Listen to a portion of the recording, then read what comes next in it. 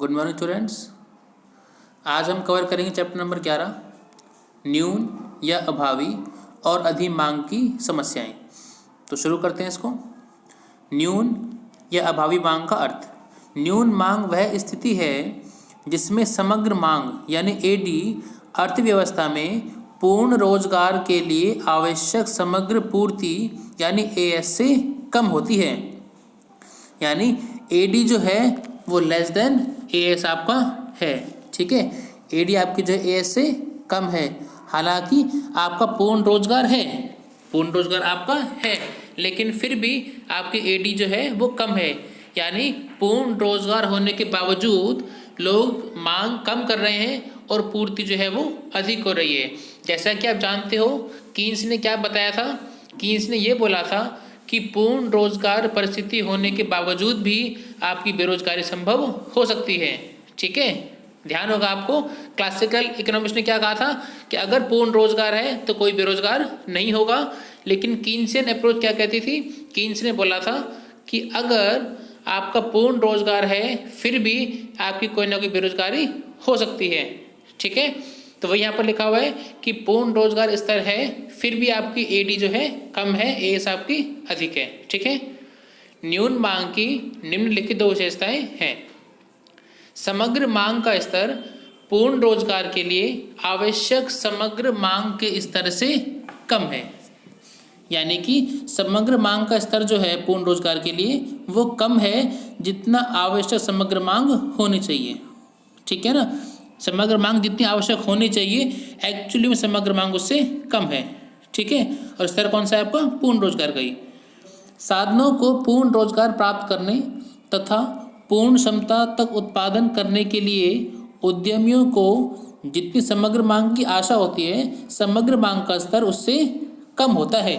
ठीक है, उद्यमियों को उत्पादन करने के लिए समग्र मांग की जितनी आशा होती है वास्तव में समग्र मांग का स्तर थोड़ा उससे कम होता है।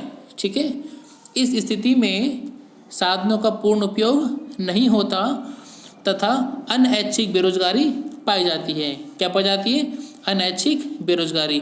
ऑलवेज रिमेंबर, जब भी आपकी समग्र मांग कम हो समग्र पूर्ति अधिक हो पूर्ण रोजगार स्तर पे, तो ऐसा क्यों हो रहा है? क्योंकि अनैच्छिक बेरोजगारी आपकी है। वो क्या होती है? अनैच्छिक बेरोजगारी वह स्थिति है जिसमें लोग मजदूरी की वर्तमान दर पर कार्य करने के लिए तैयार तो हैं लेकिन उन्हें काम नहीं मिलता। भाई उन्हें काम नहीं मिल रहा है ना, पूर्ण रोजगार है। ठीक है, पूर्ण रोजगार है, जितनी वैकेंसी है वो सारी फुल है। ठीक है, अब कुछ लोग ऐसे बेरोजगार हैं जो वर्तमान दर पर काम करने के लिए तैयार तो हैं लेकिन उन्हें काम नहीं मिल रहा।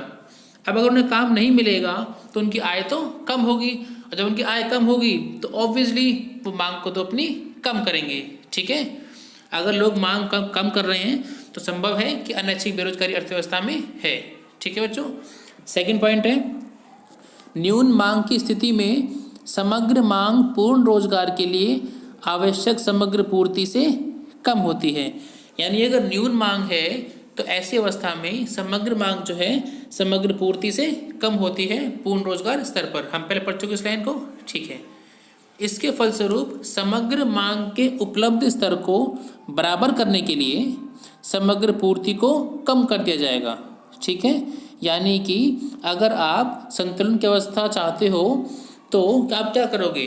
भाई समग्र मांग आपकी कम है और समग्र पूर्ति आपकी अधिक है। ऐसी अवस्था में समग्र पूर्ति को कम कर दोगे तब क्या होगा? समग्र मांग और समग्र पूर्ति आपकी बराबर हो जाएगी। अतएव समग्र मांग तथा समग्र पूर्ति पूर्ण रोजगार से कम स्तर पर बराबर हो जाते हैं। ठीक है, अगर आप समग्र पूर्ति को कम करोगे तो समग्र मांग और समग्र पूर्ति पूर्ण रोजगार से कम स्तर पर बराबर हो जाते हैं। ये हम ग्राफ में नीचे कवर करेंगे ये लाइन कि किस प्रकार से ये होगा। ठीक है, अन्य शब्दों में अर्थव्यवस्था में अल्प रोजगार संतुलन पाया जाता है।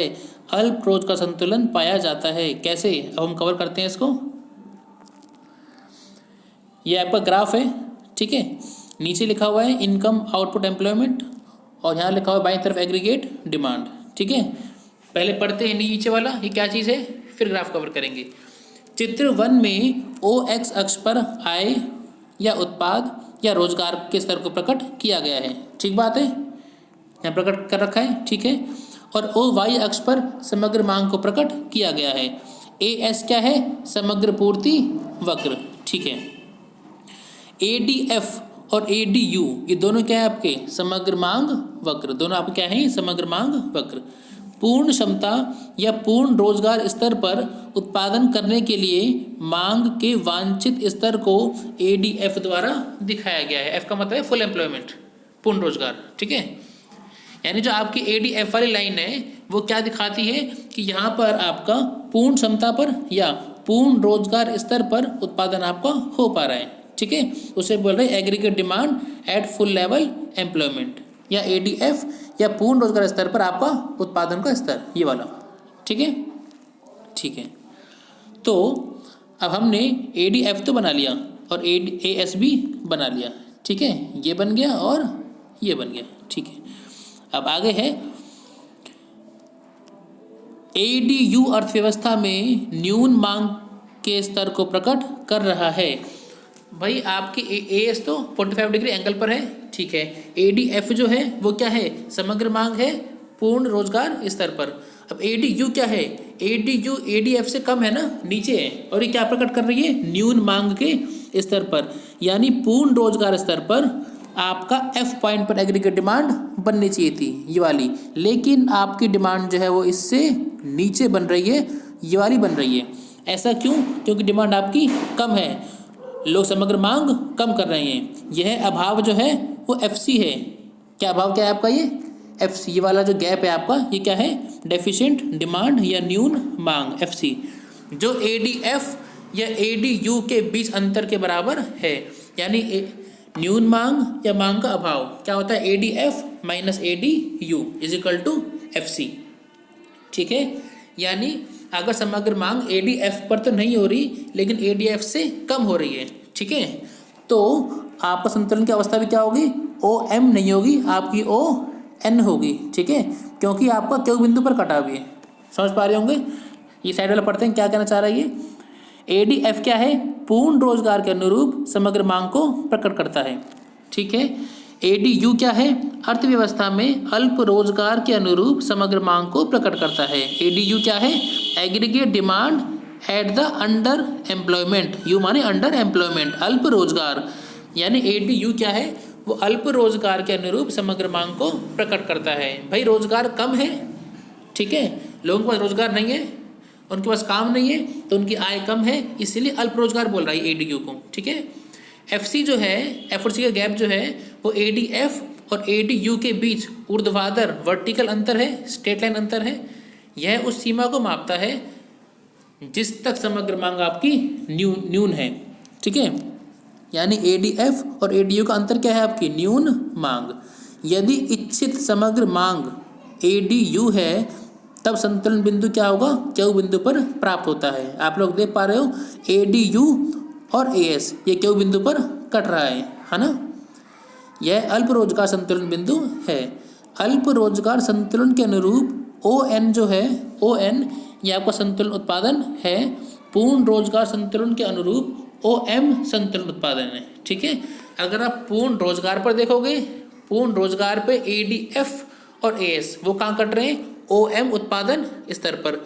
अगर आप कहोगे कि एडीयू और एएस अल्प रोजगार वाला वो कहाँ पे कट रहे हैं? वो ओ एन पर कट रहे हैं, ठीक है, और क्यू बिंदु पर दोनों कट रहे हैं, ठीक है। समझ आया होगा?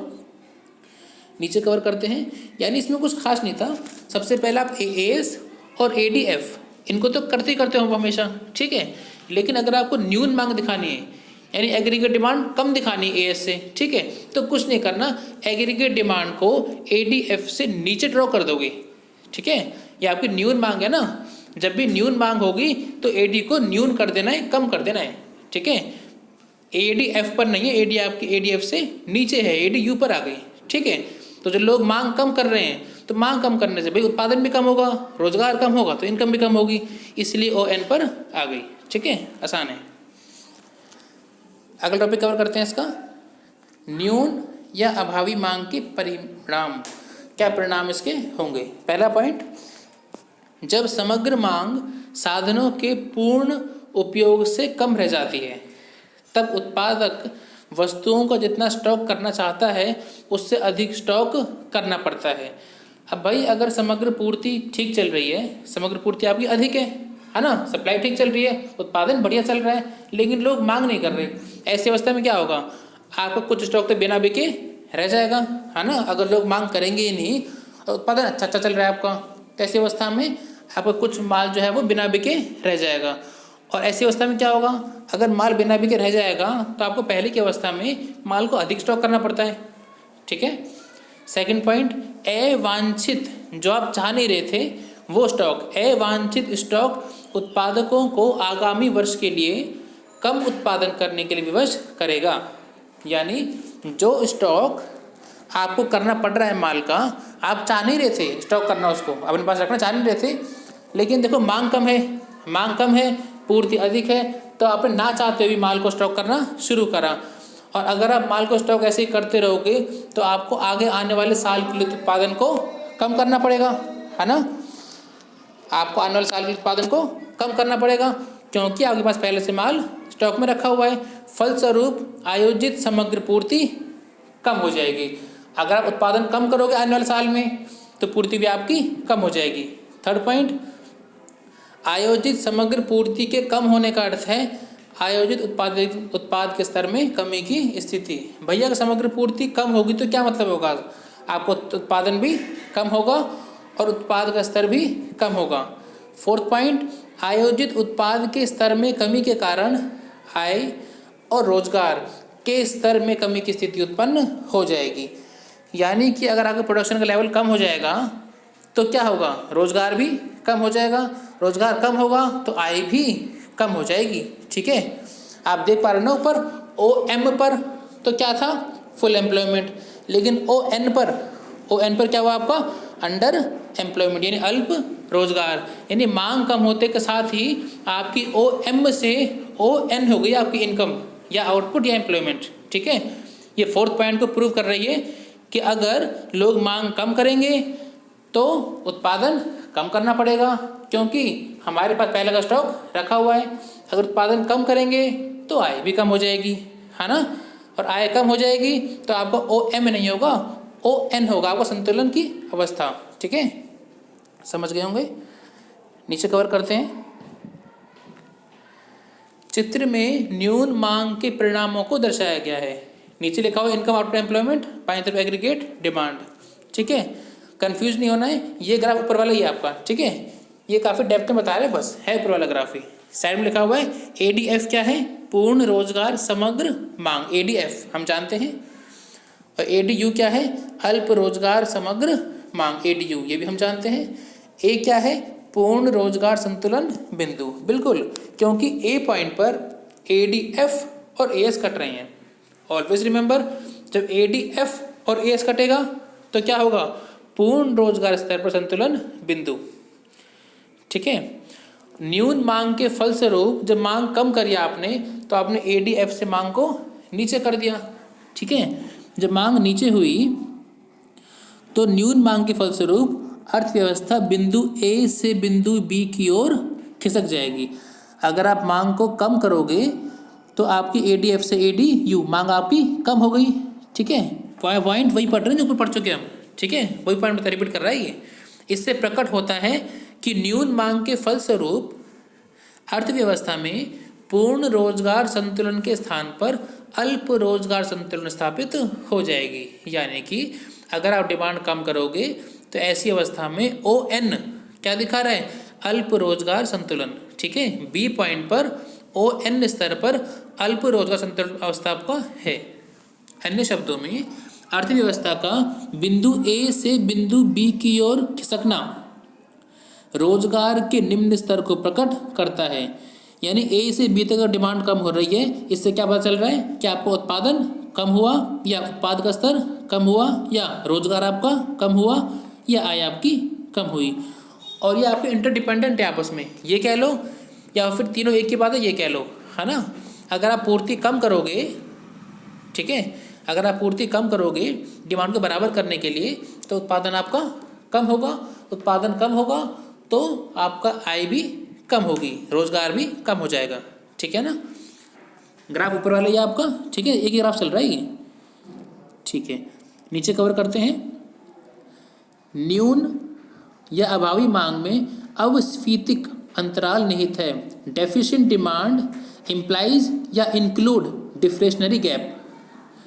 हम यह बता चुके हैं कि न्यून मांग के कारण अर्थव्यवस्था पिछड़ने लगती है। भाई अगर मांग कम करोगे तो उत्पादन कम होगा, उत्पादन कम होगा तो अर्थव्यवस्था पिछड़ जाएगी। ठीक है, हम ये बता चुके हैं कि न्यून मांग के कारण अर्थव्यवस्था पिछड़ने लगती है तथा निम्न उत्पाद, निम्न आय और निम्न रोजगार की स्थिति स्थापित हो जाती है। समझ गए होंगे आप लोग। अगर मांग कम होगी तो उत्पाद भी निम्न होगा, आय भी निम्न होगी और रोजगार भी निम्न होगा। समष्टि अर्थशास्त्र में इस स्थिति को अविस्फीति, डिफ्लेशन कहा जाता है। डिफ्लेशन, ठीक है। अविस्फीतिक दबाव न्यून समग्र मांग के अनुपात में होता है। यानी न्यून मांग जितनी अधिक होगी, यानी एग्रीगेट डिमांड सप्लाई से जितना कम होगा, अविस्फीतिक दबाव यानी वही लो आउटपुट, लो इनकम, लो एम्प्लॉयमेंट भी उतना अधिक होगा। ठीक है, आप मांग जितनी कम करोगे या न्यून मांग जितनी अधिक होगी, ठीक है, आपका अविस्फीतिक दबाव यानी कि लो इनकम, लो एम्प्लॉयमेंट, लो आउटपुट आपको उतना ही अधिक होगा। इसीलिए न्यून मांग को प्राय अविस्फीतिक अंतराल से संबोधित किया जाता है। न्यून मांग का मतलब ये है कि आपकी स्फीति, स्फीति क्या होती है? प्राइस का बढ़ना यानी महंगाई, और अविस्फीति महंगाई का ना होना। ठीक है, अविस्फीति माने महंगाई का ना होना। जब डिमांड कम होती है तो ऐसी अवस्था में महंगाई नहीं होती। ठीक है, उसे क्या बोलते हैं? अविस्फीति अंतराल। अविस्फीतिक अंतराल न्यून मांग का माप है। ठीक है, जितना न्यून मांग आपकी बढ़ी है या जितना न्यून मांग आपका हुआ है उतना ही अविस्फीतिक अंतराल भी होगा। ठीक है, कुछ खास नहीं था, इसलिए ये बोला है कि जितना आपका ये जो ऊपर दिखा रहा है ना, ए से लेकर बी तक जो गैप आ रहा है आपका, ये वाला कह लो, या फिर यहाँ पर एफ और एस का जो गैप है, एफ और एस का गैप, ये क्या है आपका? डेफिशिएंट डिमांड या न्यून मांग, या न्यून मांग बोल लो या फिर क्या बोलोगे इसको? अविस्फीतिक अंतराल। एक ही बात है, न्यून मांग में ही अविस्फीतिक अंतराल निहित है। ठीक है, समझ गए? नीचे बॉक्स में लिखा हुआ है, किसी अर्थव्यवस्था में पूर्ण रोजगार संतुलन की स्थिति को बनाए रखने के लिए जितनी समग्र मांग की जरूरत पड़ती है ना, यदि समग्र मांग उससे कम है, ठीक, तो इन दोनों के अंतराल को अविस्फीतिक अंतराल कहा जाता है। यानी इसने ये बोला, aggregate demand at full level employment यानी ADF minus aggregate demand at under level employment यानी एडीयू। अगर आप ये कहते हो तो आप क्या बोलोगे? अविस्फीतिक अंतराल या न्यून मांग। ठीक है, अब और नीचे पढ़ते हैं हम। सेकंड पॉइंट है अविस्फीतिक अंतराल और इसका माप। ग्राफ वही सेम है आपका। ठीक है, परसेंट डेप्थ में क्लियर कर रहे हैं गहराई से हम।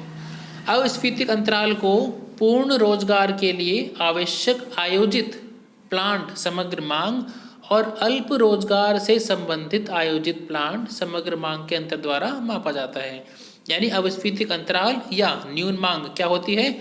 पूर्ण रोजगार स्तर पर समग्र मांग यानी एडीएफ माइनस पूर्ण रोजगार स्तर पर समग्र, यह है आपका पूर्ण रोजगार स्तर पर समग्र मांग एडीएफ माइनस अल्प रोजगार स्तर पर समग्र मांग यानी एडीयू।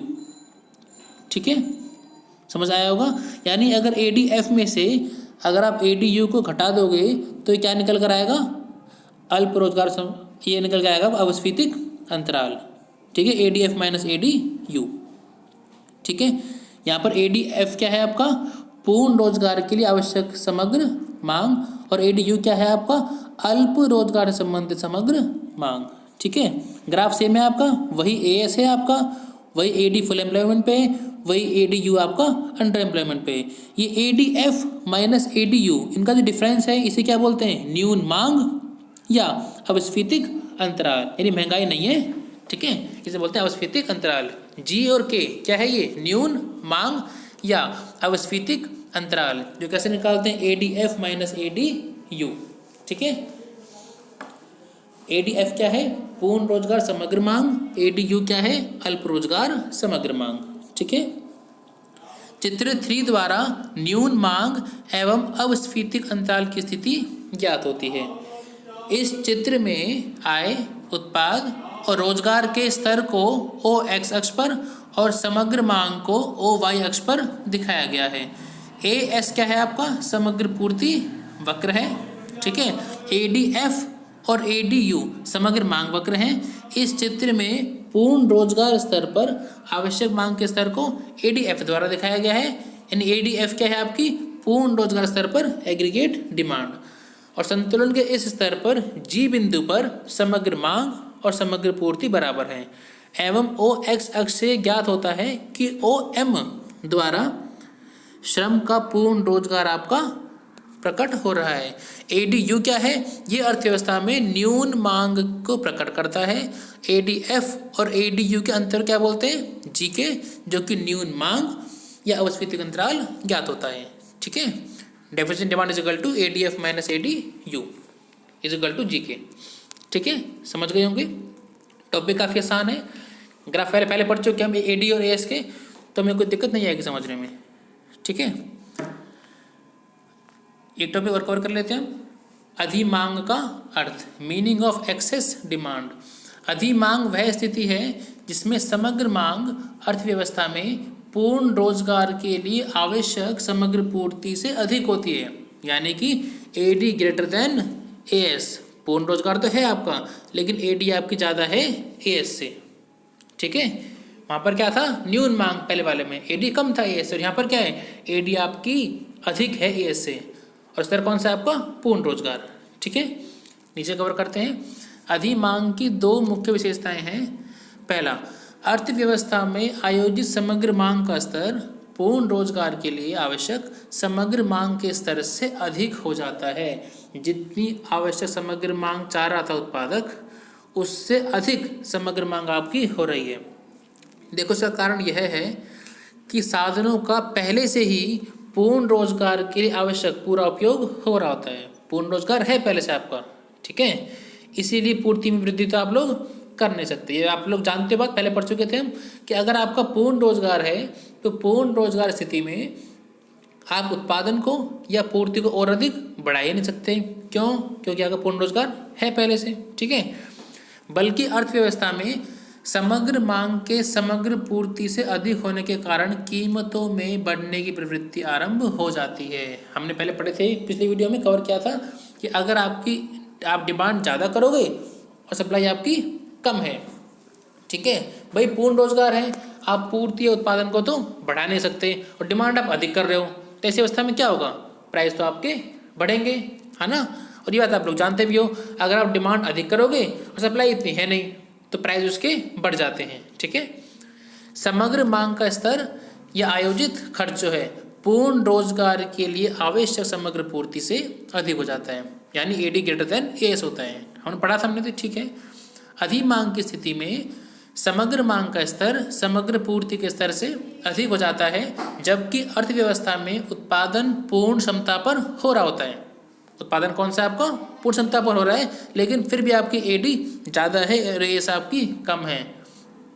ठीक है, तदनुसार उपलब्ध वस्तु और सेवाओं की कीमतें बढ़ने रहेंगी, प्राइस तो आपके बढ़ जाएंगे। ठीक है ना। अच्छा, ग्राफ बनाया हुआ है नीचे, पहले थ्योरी कवर करते हैं इसकी। चित्र 4 में अधिमांग की स्थिति को दिखाया गया है। ADF क्या है? समग्र मांग के पूर्ण रोजगार स्तर को प्रकट करता है। ADE क्या है? Aggregate demand at the level of excess जो है, एक्सेस डिमांड, E माने एक्सेस। ठीक है, एग्रीगेट डिमांड एक्सेस जो है ADE द्वारा पूर्ण रोजगार स्तर से अधिक आयोजित समग्र मांग को दर्शाया जाता है, तथा ADE और ADF का अंतर जो है वो EF अधिमांग को प्रकट करता है। यानी फुल एम्प्लॉयमेंट कितनी है आपकी? यहाँ पर है, लेकिन फिर भी लोग मांग को अधिक कर रहे हैं, मांग को उन्होंने बढ़ा दिया। अब भाई, अगर आप मांग को बढ़ाओगे तो सप्लाई तो बढ़ नहीं सकती, है ना, सप्लाई तो बढ़ नहीं सकती। लेकिन जो अंतर जो आया, ये F और E का अंतर जो आया, इसे आप क्या बोलोगे? अधिमांग। यानी इतनी मांग जो है लोग अधिक कर रहे हैं। ठीक है, साइड में लिखा हुआ है अधिमांग क्या है आपका EF, यानी ADE minus ADF। Clear? ADF क्या है? पूर्ण रोजगार समग्र मांग। ADE क्या है? पूर्ण रोजगार से अधिक समग्र मांग। और OM क्या है आपका? पूर्ण रोजगार स्तर का उत्पादन। ठीक है, ठीक है। नीचे कवर करते हैं अधिमांग के परिणाम। अत्यधिक समग्र मांग के मुख्य परिणाम निम्नलिखित हैं।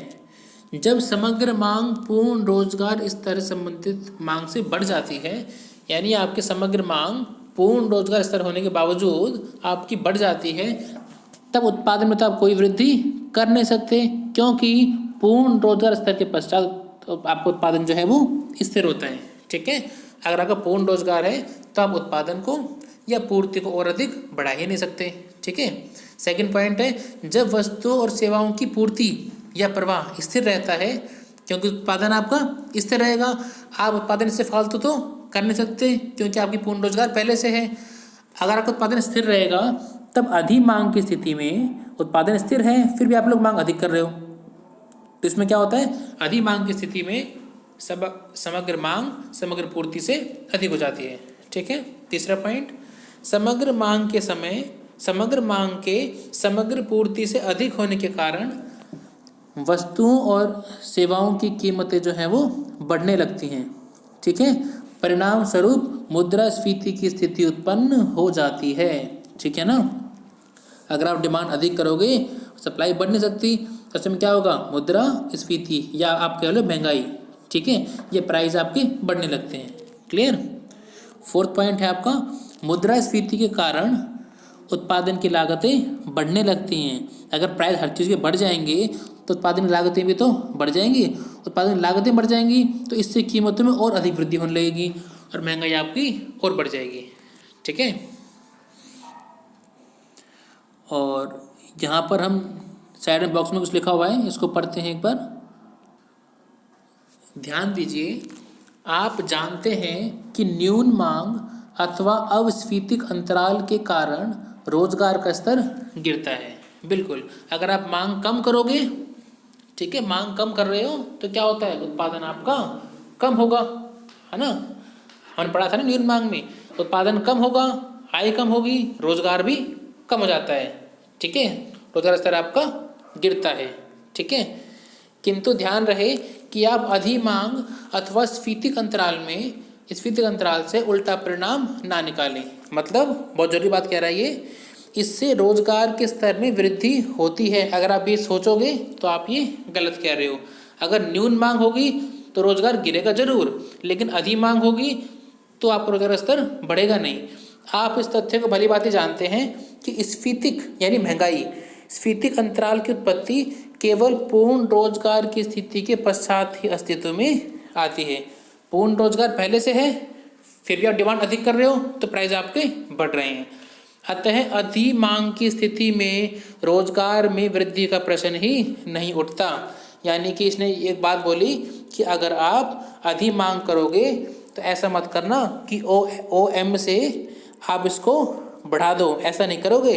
अगर OM पर आपका पूर्ण रोजगार स्तर पर है तो ऐसा नहीं करोगे। अगर डिमांड एक्सेस होगी आपकी तो आप O से यहाँ तक ले जाओ या O से यहाँ तक ले जाओ, वो संभव नहीं है। ठीक है, अगर आप डिमांड कम करोगे तो आपका O से N तक जरूर हो जाएगा आपका यहाँ तक। ठीक है, लेकिन अगर आप अधिमांग करोगे तो आपका यहाँ तक बिल्कुल नहीं बढ़ेगा, क्योंकि पहले से ही पूर्ण रोजगार है। जब रोजगार पूर्ण पहले से ही है तो how will you increase employment? आप रोजगार को बढ़ा ही नहीं सकते, है ना। अगर पूर्ण रोजगार पहले से है तो आप रोजगार या उत्पादन क्षमता को आप नहीं बढ़ा सकते। ठीक है, ये बोला इसने। तो नीचे कवर करते हैं, अधिमांग के फलस्वरूप कीमत स्तर में वृद्धि होती है। हमने तो पढ़ा ही था, अगर मांग अधिक करोगे तो प्राइस आपके बढ़ेंगे। इसमें होने वाली वृद्धि चित्र 5 द्वारा दिखाई गई है। OY अक्ष पर क्या है आपका? समग्र मांग के स्थान पर हमने कीमत स्तर को दिखाया है। ये क्या है आपका? कीमत स्तर।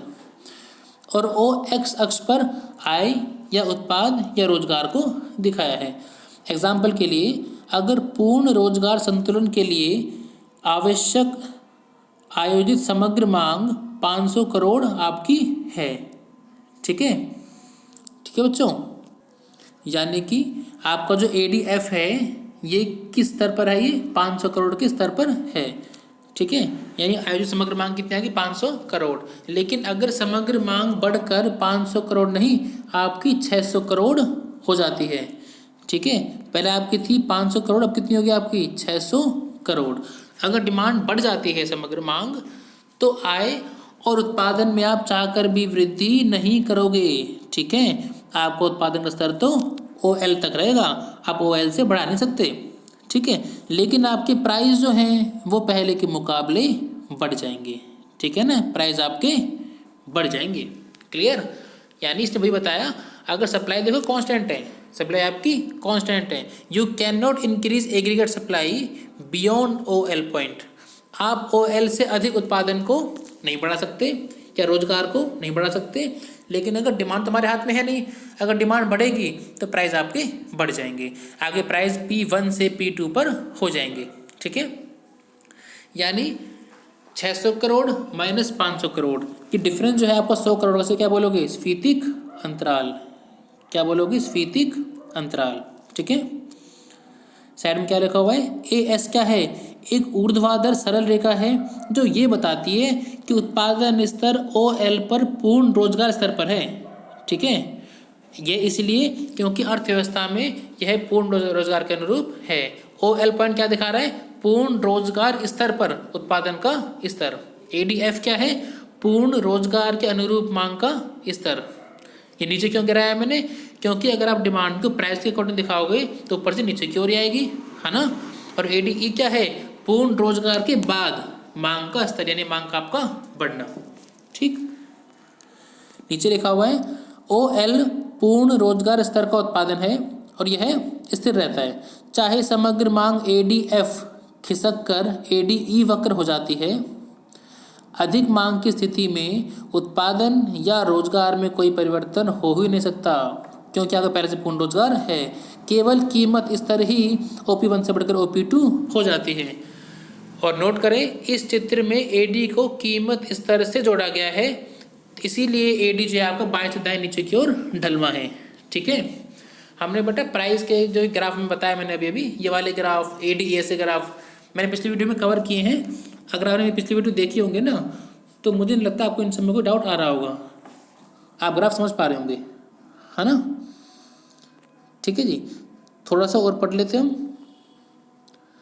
अधिमांग में स्फीतिक अंतराल निहित है, यानी महंगाई का बढ़ना, स्फीतिक अंतराल। ध्यान रहे अब स्फीतिक अंतराल की स्थिति में अर्थव्यवस्था में उत्पादन और कीमतें दोनों कम हो जाती हैं। अगर आप मांग कम करोगे तो उत्पादन भी कम होगा और प्राइस भी कम चार्ज किए जाते हैं, क्योंकि लोग मांग जो है वो कम कर रहे हैं। लेकिन स्फीतिक अंतराल, इन्फ्लेशनरी गैप, आधिक्य मांग में, इसकी स्थिति में अर्थव्यवस्था में उत्पादन में वृद्धि नहीं होती, केवल और केवल कीमतों में वृद्धि होती है, ठीक है। अगर आप मांग अधिक करोगे तो प्राइस आपके बढ़ जाते हैं। पूर्ण रोजगार की स्थिति में उत्पादन आपका स्थिर हो जाता है, केवल और केवल कीमतों में वृद्धि होने लगती है। अर्थव्यवस्था में स्फीतिक दबाव उत्पन्न होने लगता है। स्फीतिक दबाव मतलब प्राइस का बढ़ना। स्फीतिक दबाव तथा अधिमांग में अनुपातिक संबंध पाया जाता है। अधिमांग जितनी अधिक होगी, यानी ADA से जितनी अधिक होगी, आप मांग जितनी अधिक करोगे, स्फीतिक दबाव यानी प्राइस का बढ़ना भी उतना ही अधिक होगा। इसलिए अधिमांग की स्थिति और अर्थव्यवस्था में स्फीतिक अंतराल की स्थिति में प्राय एक रूपता पाई जाती है। स्फीतिक अंतराल अधिमांग का माप ही है ये, ठीक है। किसी अर्थव्यवस्था में पूर्ण रोजगार संतुलन की स्थिति को बनाए रखने के लिए जितनी समग्र मांग की आवश्यकता पड़ती है, उससे अधिक समग्र मांग के अंतर को स्फीतिक अंतराल कहा जाता है, ठीक है। यानी कुछ नहीं, इसने वाली लाइन बोली, इसने कौन सी वाली लाइन, नीचे वाली लाइन, कौन सी, ये वाली। स्फीतिक अंतराल क्या होती है, पूर्ण रोजगार के आगे की समग्र मांग वक्र, आधिक्य वाली ADE माइनस पूर्ण रोजगार वाली समग्र मांग यानी ADF। इसके अंतराल क्या बोलते हैं आप लोग, स्फीतिक अंतराल या आधिक्य मांग, ठीक है। अगर आप लोग पूर्ण रोजगार स्तर से अधिक मांग करोगे तो क्या कहलाएगी आपकी आधिक्य मांग या स्फीतिक अंतराल या प्राइस का बढ़ना, ठीक है। नीचे ग्राफ देख पा रहे हैं हम लोग, ये ग्राफ कौन सा है, ये ग्राफ एक्सिस डिमांड का, ये बेसिकली लेकिन टेक्स्ट में बता रहे हैं हमें, ये साइड में लिखा हुआ है ADE क्या है, पूर्ण रोजगार के आगे की समग्र मांग ADE, ADF क्या है, पूर्ण रोजगार वाली समग्र मांग, CF क्या है, CF स्फीतिक अंतराल यानी आधिक्य मांग, आधिक्य मांग, ठीक है। OM क्या है, OM उत्पादन का पूर्ण रोजगार स्तर है, ठीक है।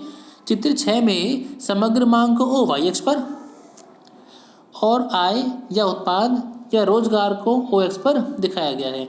AS क्या है आपका, समग्र मांग वक्र, जो बिंदु C के पश्चात ऊर्ध्वाधर मांग वक्र हो जाती है ना भाई। ये कीन्स के अकॉर्डिंग है ये AS का ग्राफ, है ना, पिछली वीडियो में कवर किए थे सारे ग्राफ। बिंदु C द्वारा पूर्ण रोजगार पर समग्र मांग संतुलन प्रकट होता है। ADF क्या है, पूर्ण रोजगार समग्र मांग वक्र है ADF, और ADE क्या है, अत्यधिक समग्र मांग वक्र है। अत्यधिक समग्र मांग ADE एवं पूर्ण रोजगार समग्र मांग यानी ADF का अंतर जो है FC वो क्या कहलाएगा, स्फीतिक अंतराल, इन्फ्लेशनरी गैप या महंगाई का बढ़ना, ठीक है। ADE minus ADF is equal to FC, ठीक है। एक टॉपिक और लास्ट टॉपिक और पढ़ेंगे बस, ठीक है, फिर हम अगली वीडियो में कवर करेंगे, क्योंकि इससे कनेक्ट इसलिए पढ़ रहे हैं बेसिकली, ठीक है ना, याद रहेगा हमें ये। न्यून या अभावी मांग और अधिमांग में अंतर क्या है, दोनों पढ़े हमने। पहला, न्यून मांग समग्र मांग का वह स्तर है जो पूर्ण रोजगार संतुलन के लिए आवश्यक समग्र मांग से कम होती है, यानी पूर्ण रोजगार स्तर पर आपकी AD जो होती कम होती है इससे। यह अनैच्छिक बेरोजगारी को दूर करने के लिए पर्याप्त नहीं होती, यानी न्यून मांग की अवस्था में आपकी अनैच्छिक बेरोजगारी होती है। अनैच्छिक बेरोजगारी क्या होती है, जिसमें लोग मजदूरी की वर्तमान दर पर कार्य करने के लिए तैयार तो हैं लेकिन उन्हें काम नहीं मिलता, है ना, पढ़ा था हमने अभी अभी। इसके विपरीत अधिमांग समग्र मांग का वह स्तर है जो पूर्ण रोजगार संतुलन के लिए आवश्यक समग्र मांग के स्तर से अधिक होता है ना, पढ़ा था हमने भी। अगर आप AD अधिक है AS से तो क्या बोलते हैं, अधिक समग्र मांग वक्र। सेकंड पॉइंट, न्यून मांग की स्थिति में समग्र मांग पूर्ण रोजगार संतुलन के लिए आवश्यक समग्र पूर्ति से कम होती है ना, AD कम होती है AS से। इसके विपरीत अधिमांग की स्थिति में समग्र मांग पूर्ण रोजगार संतुलन के लिए आवश्यक समग्र पूर्ति से अधिक होती है। अधिमांग में क्या होता है आपका, AD बड़ा होता है AS से, ठीक है। तीसरा पॉइंट, न्यून मांग की स्थिति में अवस्फीतिक अंतराल यानी प्राइस का और उत्पादन का और आय का कम होना, और अधिमांग की स्थिति में स्फीतिक अंतराल यानी प्राइस का बढ़ना। उत्पादन तो नहीं बढ़ेगा लेकिन प्राइस आपका बढ़ जाएगा, किसमें, अधिमांग की स्थिति में, ठीक है। फोर्थ पॉइंट, न्यून मांग की स्थिति में सामान्यतः रोजगार उत्पादन और कीमतें कम होती है। हम लोग जानते हैं अगर आप मांग कम करोगे तो उत्पादन भी कम होगा, उत्पादन कम होगा तो रोजगार भी कम होगा और उससे आय भी कम होगा, प्राय कीमतें भी कम होंगी। कब, न्यून मांग की स्थिति में। इसके विपरीत अधिमांग की स्थिति में केवल और केवल कीमतों में वृद्धि होती है, केवल प्राइस बढ़ेंगे आपके, उत्पादन या रोजगार में कोई वृद्धि हो ही नहीं सकती, क्योंकि अर्थव्यवस्था में पहले से ही पूर्ण रोजगार है ना। अगर पहले से ही पूर्ण रोजगार है तो उसके बाद आप उत्पादन रोजगार को नहीं बढ़ा सकते, ठीक है, और उत्पादन तकनीक जो आपकी स्थिर रहती है। क्लियर, बस यहीं तक पढ़ेंगे। आपका लास्ट टॉपिक रह गया है, इसे हम अगली वीडियो में कवर कर लेंगे, ठीक है, नहीं तो वीडियो बड़ी बन जाएगी, ठीक है। आप बेटा ये टॉपिक आपके लिए नया नहीं होना चाहिए वैसे, क्योंकि पिछली वीडियो में सारा कवर किया था हमने। तो अगर आपने मेरी पिछली सारी वीडियोस देखी होंगी, सारे ग्राफ सारा कवर किए होंगे, तो आपको चैप्टर आसानी समझ में आ जाना चाहिए, क्योंकि इस चैप्टर में हमने AD और AS के ग्राफ ही आराम से समझे हैं, ठीक है। अगर आपको डाउट लगता है इस चैप्टर में, आप इस वीडियो को दोबारा बैक करके, ठीक है, आप देख सकते हो दोबारा, ठीक है। इस वीडियो को मल्टीपल टाइम देखो ताकि इस वीडियो में कोई दिक्कत ना आए, ठीक है। फिर भी कोई डाउट होता है आपको, ठीक है, या कोई सजेशन है कि क्या करना चाहिए और वैल्यू एडिशन के लिए, तो आप लोग बता सकते हो, ठीक है जी। बस आगे पढ़ाई अच्छे से चलती रहे, आपको नुकसान नहीं होना चाहिए पढ़ाई के अंदर, ठीक है। और मैंने पूरी कोशिश करी कि वर्ड टू वर्ड समझाया मैंने आपको, ताकि आपको कोई दिक्कत ना आए। फिर भी कोई दिक्कत हो बेटा मुझसे पूछ लेना पक्का, ठीक है। तो ठीक है बच्चों, हम अगली वीडियो में मिलेंगे इसके बच्चे टॉपिक के साथ, और चैप्टर को अगली वीडियो में कवर भी कर देंगे, ठीक है। ओके बच्चों, थैंक्स।